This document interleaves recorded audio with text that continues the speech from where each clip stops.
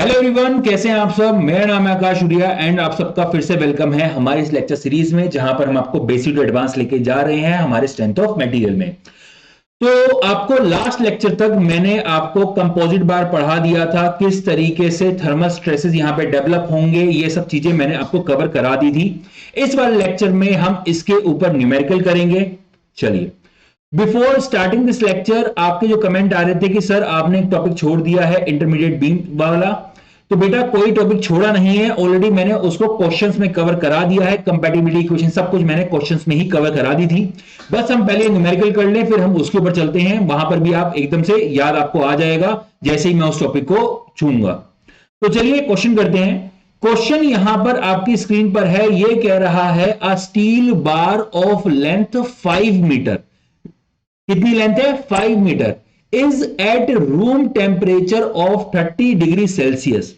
The bar is uniformly heated to 90 degree Celsius. Determine temperature stresses developed if bar is free to expand. तो यहां पर आपके पास ये बार है, इसका इनिशियल जो टेम्परेचर है वो आपका 30 डिग्री सेल्सियस है। इस टेम्परेचर को इंक्रीज करके आपने 90 डिग्री सेल्सियस तक पहुंचा दिया। तो क्वेश्चन ये है कि इसके अंदर स्ट्रेसेस कितने डेवलप होंगे।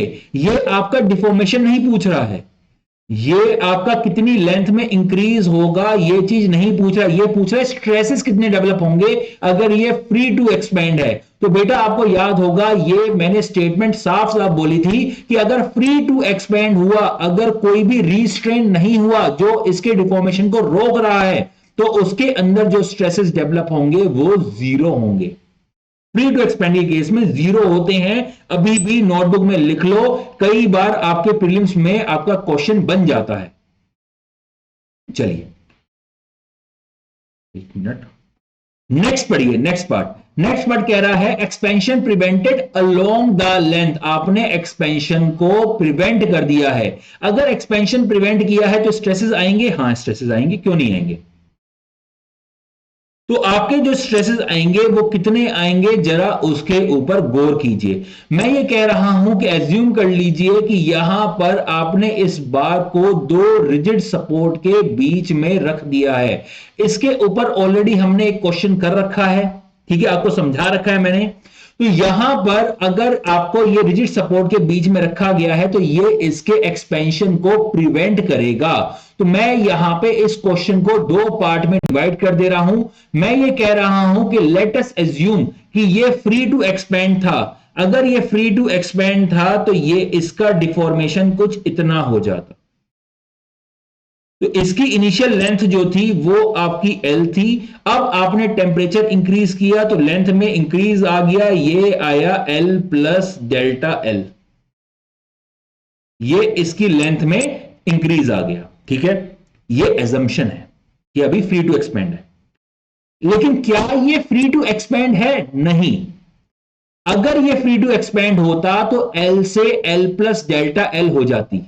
लेकिन यहां पर क्या है, यहां पर आपका दोनों तरफ फिक्स सपोर्ट है जो इसके एक्सपेंशन को नहीं होने दे रहा है। इसका मतलब क्या है कि वो यहां पे ऐसे फोर्सेस लगा रहा है, वो यहां पे ऐसे फोर्सेस लगा रहा है जो इस L प्लस डेल्टा H को वापस L बना दे रहा है। ऐसा भी तो सोच सकते हैं हम। मैं इसको दो पार्ट में डिवाइड करता हूं। देखिए दो फोर्सेस हैं, प्रिंसिपल सुपरपोजिशन लगा दे रहा हूं। एक तो फ्रीली एक्सपेंड और दूसरा क्या है, फोर्सेस। आई होप बात समझ आ गई होगी। चलिए, तो यहां पर आपका जब फ्रीली एक्सपेंड हो रहा था तो डिफॉर्मेशन कितनी आती, वो आती आपकी L अल्फा डेल्टा T। जब आपने यहां पे सिर्फ और सिर्फ फोर्सेस लगा दिए जो इसके एक्सपेंशन को क्या कर रहे हैं, प्रिवेंट कर रहे हैं, या फिर मैं बोलूं L plus delta S L से वो वापस L लेंथ पर लेके आ रहे हैं उसको, तो डिफॉर्मेशन कितनी कर रहे हैं, वो कर रहे हैं PL ओवर AE। फोर्स हम कितना मान ले रहे हैं, P।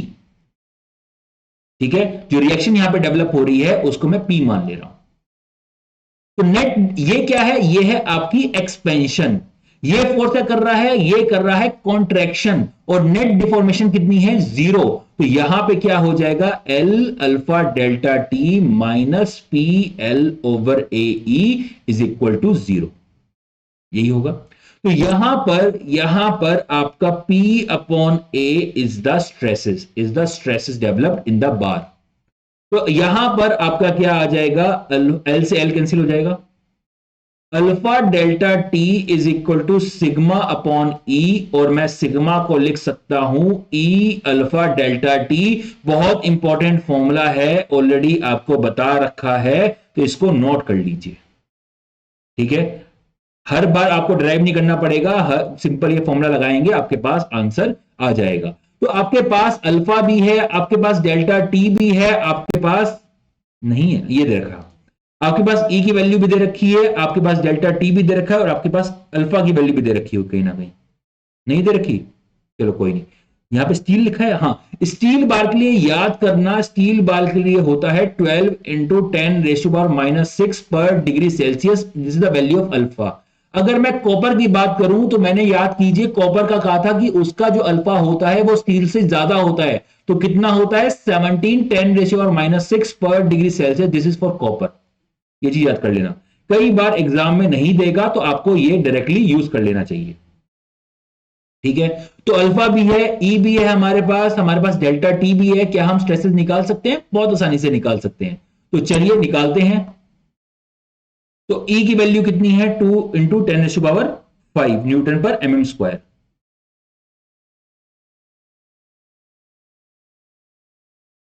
अल्फा कितना है, यह है 90 - 30, सॉरी अल्फा डेल्टा टी है,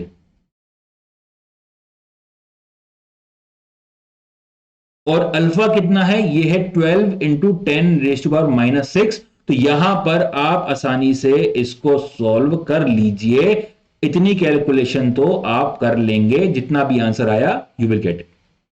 ठीक है, 10⁻⁻6 ये हट जाएगा, ये 144 न्यूटन पर mm स्क्वायर, ये आपके पास आंसर आ जाएगा। चलिए नेक्स्ट है हमारा support yield by 1.5 mm along the length. चलिए, अब ये कह रहा है कि आपने यहां पे जो सपोर्ट लगा रखा था ये फिक्स नहीं रहा, ये क्या हो गया, ये थोड़ा सा चेंज हो गया, ये यहां पर कुछ यील्ड हो गया, इसकी लेंथ इंक्रीज हुई, और ये सपोर्ट जो है वो शिफ्ट हो गया यहां पर, सपोर्ट जो है वो शिफ्ट हो गया यहां पर, यहां से यहां पर। ये कितना कितना चेंज है, this is 1.5 mm, this is 1.5 mm। तो यहां पे क्या होगा, जरा देखिए इस बात को, समझिए इस बात को।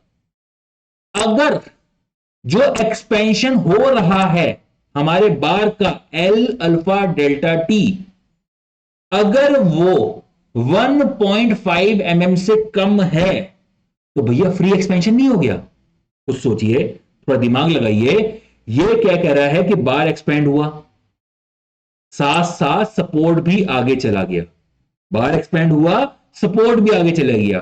तो भैया आपका अगर सपोर्ट ही आगे चले गया तो क्या वो रिएक्शन डेवलप करेगा? नहीं करेगा। अगर सपोर्ट ही यील्ड कर गया है तो कोई रिएक्शन डेवलप नहीं करेगा। अगर रिएक्शन डेवलप नहीं कर रहा, इसका मतलब क्या है, ये फ्रीली भी एक्सपैंड है।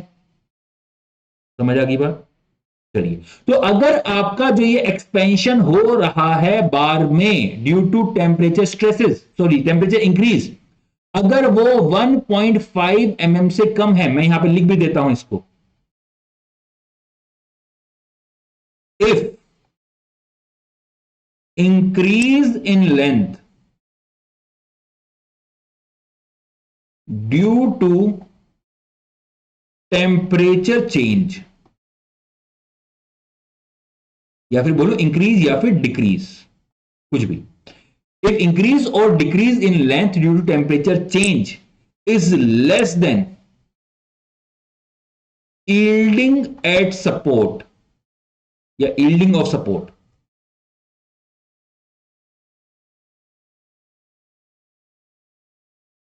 in that case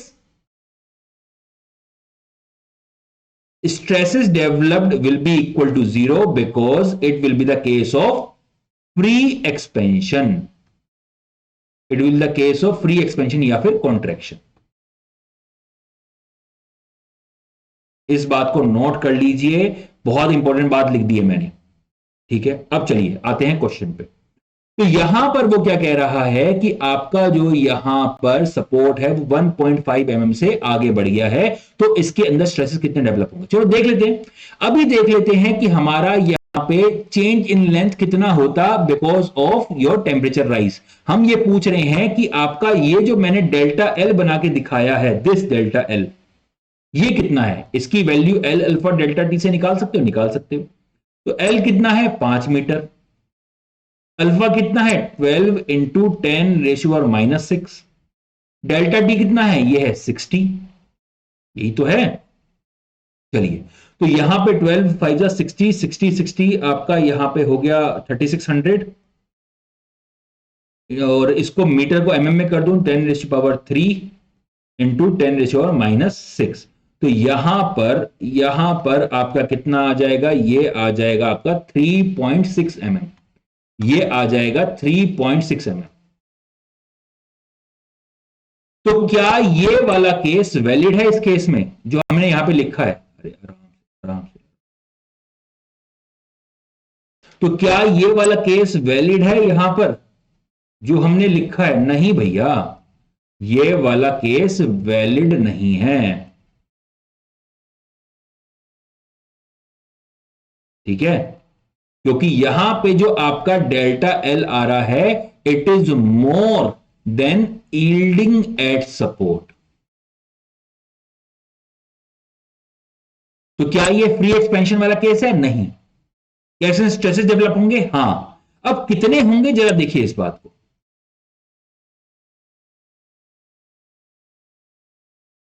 तो यहां पर स्ट्रेसेस कितने डेवलप होंगे, याद कीजिए, आपको मैंने एक फॉर्मूला बना के दिया था, ये देखिए यहां पे होगा कि ये था आपका एक्सपेंशन प्रिवेंटेड करके एक फॉर्मूला। हाँ, यही तो है केस, यही तो केस है आपका कि आपका यहां पर कितना एक्सपेंशन प्रिवेंट हो रहा है। तो आपका यहां पर एल अल्फा डेल्टा टी कितना आया, एल अल्फा डेल्टा टी कितना आया, ये आया 3.6 mm। डेल्टा कितना आया 1.5 mm। ई की पावर कितनी है 2 इंटू 10⁵। एल कितना है, ये है 5000 mm। तो क्या आप स्ट्रेसेस नहीं निकाल सकते हो क्या। पिछले वाले लेक्चर में पूरा समझा दिया है, फिर भी मैं दोबारा आपको बता देता हूं, दोबारा सुन लीजिए अगर रिवीजन नहीं करा है तो। ये बार था, अरे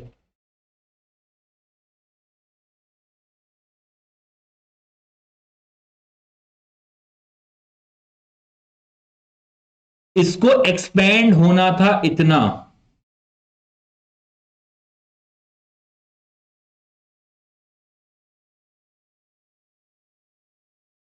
जो अगर फ्रीली एक्सपेंड होता तो। लेकिन यहां पे जो सपोर्ट है वो क्या कर रहे हैं, इसका ये कंप्लीट एक्सपेंशन नहीं होने दे रहे हैं, वो सिर्फ और सिर्फ इतना एक्सपेंशन होने दे रहे हैं। कितना, यहां तक। बिकॉज इतना ही यहां पे सपोर्ट ईल्ड कर रहा है। बिकॉज ये इतना ही क्या कर रहा है, ये था 3.6 mm और सपोर्ट ईल्ड कर रहा है 1.5 mm। ठीक है, अगर मैं क्वेश्चन के बना के दिखा दूं तो बेटर रहेगा, इसको यहां पे सपोर्ट दिखा दो। चलिए, अब तो सही है, आपका सपोर्ट यहां तक आ रहा है। तो इस 1.5 mm में तो एक्सपेंशन हो जा रहा है ना। तो जितना आपका यहां पे एक्सपेंशन रोका है, सिर्फ उसकी वजह से जो स्ट्रेसेस डेवलप होंगे। तो कितना एक्सपेंशन रोका है, वो रोका है आपका 3.6 माइनस 1.5 mm। 1.5 mm तक का तो एक्सपेंशन अलाउ कर दिया है आपने। अगर एक्सपेंशन अलाउ कर रहे हैं तो स्ट्रेसेस कहां से डेवलप होंगे।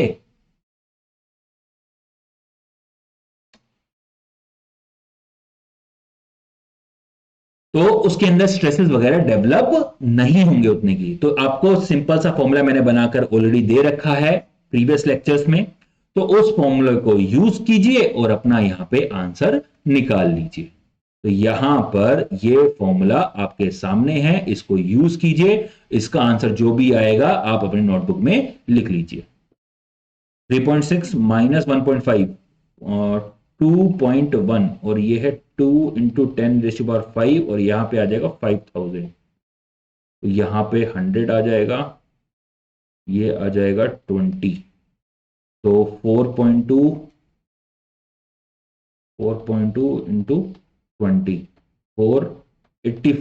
84 न्यूटन पर mm स्क्वायर। तो ये आपके पास आंसर आ जाएगा। कैलकुलेशन तो यार आप खुद ही कर सकते हैं, कैलकुलेशन की दिक्कत नहीं होनी चाहिए। चलिए नेक्स्ट क्या कह रहा है,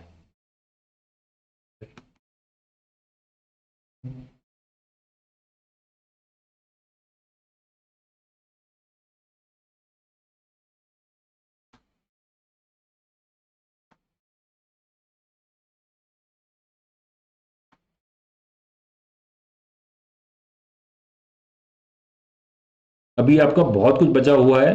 अभी आपका हाँ देखिए, जो आप कह रहे थे ना कि क्वेश्चन नहीं करा, ये वाला देखिए क्वेश्चन करा रखा है मैंने।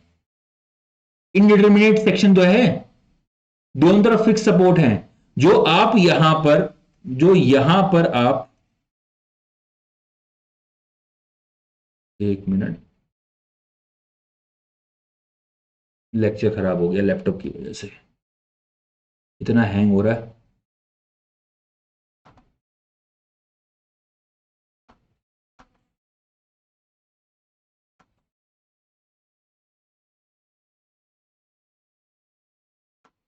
जो आप यहां पे वर्टिकली देख रहे हैं, इसको मैंने हॉरिजॉन्टली समझा नहीं रखा क्या? जो आप वर्टिकली देख रहे हैं, इसको मैंने हॉरिजॉन्टली करके समझा दिया है ऑलरेडी, क्वेश्चन भी करा दिया है। देन आप कमेंट कर रहे हैं कि सर टॉपिक छोड़ दिया, टॉपिक कोई नहीं छोड़ा है।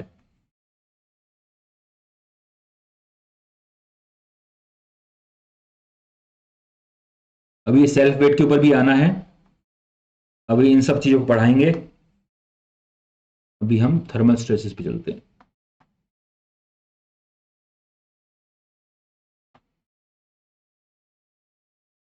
चलिए 84 मेगा पास्कल हमारे पास आ गया। नेक्स्ट कह रहा है कि हमारा जो सपोर्ट है वो ईल्ड कर गया है 5 mm अलोंग द लेंथ।